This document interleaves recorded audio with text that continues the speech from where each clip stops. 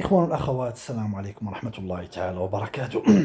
شحال هادي كنت مع الدراري الأصدقاء ديالي كنت كندير معاهم المقالب والضحك، يعني كنحاول نشارك معاهم داكشي اللي كندير ونهضر معاهم ونضحكوا. فكانوا ديما كيقولوا لي: علاش ما ديرش قناة، علاش ما ديرش كذا، علاش هاد المقالب والضحك زعما هاد الحوارات اللي كتحاور معنا علاش ما ديرهمش فيديو وتنزلهم في قناة. فأنا كنت كنرفض، كنقول ما عندها حتى شي، ما عندها علاش غادي نديرهم. فكانت عندي قناة من 2014 وما عمرني ما نزلت فيها شي حاجة.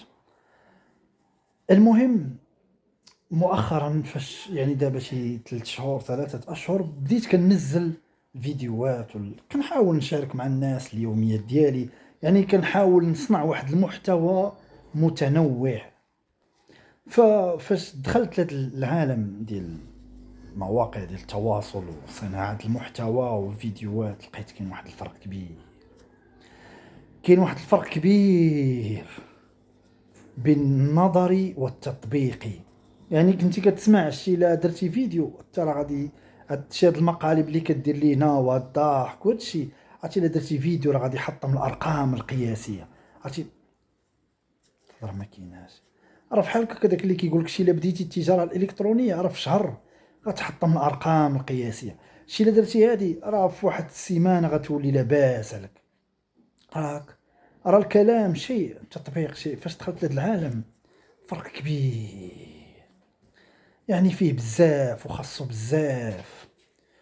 وشنو هو الفخ اللي كيوقعوا فيه بزاف هما فاش كيدخلوا لهاد العالم ديال مواقع التواصل بهدف باغي يدير لاباس وباغي يشد الفلوس ويولي مليونير.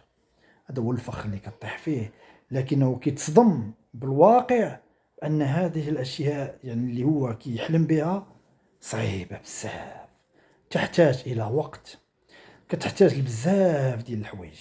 فلذلك أنا كنحاول أنني أي فيديو أي حاجة كننزلها تكون ما فيهاش قلة الأدب وما تكونش مخلة بالأدب، ونحاول ما أمكن ننزل واحد الحاجة اللي هي زوينة، اللي يعني غنتفرج فيها أنا أو غيشوفها أي واحد من الأسرة ديالي أو من الأصدقاء ديالي وغنتلاقى معاه وجهي يحمر. يعني ما عمرني ما غادي ننزل واحد الحاجة اللي فيها السب والقذف والشتم واللعن والمعاطية، وغننزل واحد المحتوى اللي هو باسل أو شي مقلب اللي هو باسل ما عنده لا ما عنده حتى شي، ما عنده حتى شي معنى. نشارك مع الناس اليوميات ونشارك مع الناس، ندير محتوى متنوع، نهضار أفكار، شي حاجة اللي بالأدب، نعبر على الرأي ديالي ولكن بأدب وباحترام وواحد الأخلاق. أما باش غننزل واحد المحتوى اللي هو باش البوز أو نتشهار أو هذا، عمرني ما غندير واحد المحتوى اللي هو ساقط أو واحد المحتوى اللي هو فيه قلة الأدب أو واحد المحتوى إن شاء الله يعني اللي هو كيتنافى مع المبادئ ومع الدين ومع الأخلاق ومع بزاف ديال باش ندير البوز ونتشهر. هاد المسألة راه ما نديرهاش، حيت انا اصلا فاش كنهبط واحد الفيديو ولا كنناقش معكم ولا كنتحاور معكم او كنشارك معكم اليوميات ديالي، راه ما عندي لا غرض لا بالبوز لا بالشهرة لا بتا شي حاجة. الحمد لله عايش بخير وعلى خير، راضي بهذاك الشيء اللي قسموا لي الله عز وجل، قانع به. كننزل فيديوهات باش كنشارك معكم الحياة ديالي في احترام.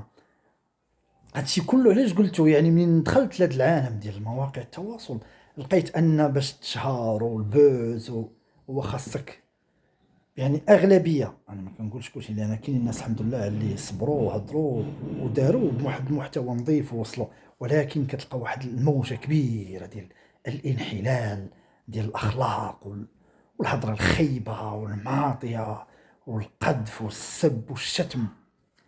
هادشي ان شاء الله ما نديروش. المحتوى ديالي خاصو يبقى نظيف لانه غيبقى مقيد عليا الى الابد، غيبقى مكتوب. اذا خصني ندير واحد المحتوى اللي هو نظيف، محتوى اللي هو غيشرفني انا، غنشوفو ما غنحشمش، ما نقولش واش درت حشومه شي عيب. ندير واحد المحتوى اللي هو نظيف. والسلام عليكم ورحمه الله تعالى وبركاته.